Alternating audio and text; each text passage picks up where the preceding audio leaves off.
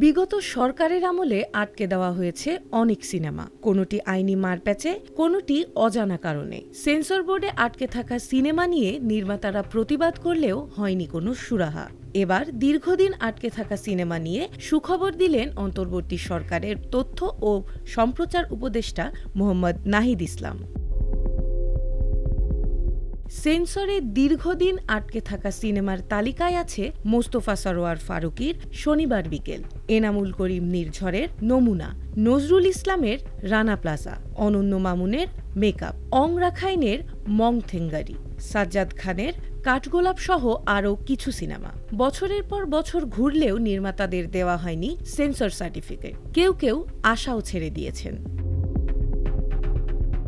এমনকি সেন্সরের খড়গ পড়েছে ওয়েব কন্টেন্টেও। মুক্তির তালিকা ঘোষণা করেও দর্শকের সামনে আসতে পারেনি রায়হান রাফির ওয়েব ফিল্ম অমীমাংসিত।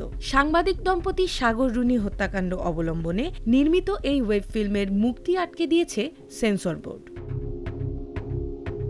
তবে ৫ আগস্ট আওয়ামী লীগ সরকারের পতনের পর সিনেমা ইন্ডাস্ট্রি নিয়ে নতুন করে স্বপ্ন দেখা শুরু করেছেন নির্মাতারা। অন্তর্বর্তী সরকারের তথ্য ও সম্প্রচার উপদেষ্টা মোহাম্মদ নাহিদ ইসলাম সেন্সর বোর্ডে আটকে থাকা সিনেমাগুলোর ব্যাপারে বলেন, আমরা জানি অনেকগুলো সিনেমা সেন্সরে আটকে আছে। সেই সিনেমাগুলো পুনর্বিবেচনা করা উচিত। যদি কোনো নীতিমালা ভঙ্গ না হয় তাহলে সিনেমাগুলো দ্রুত সময়ের মধ্যে প্রকাশ করার সুযোগ করে দেওয়া উচিত।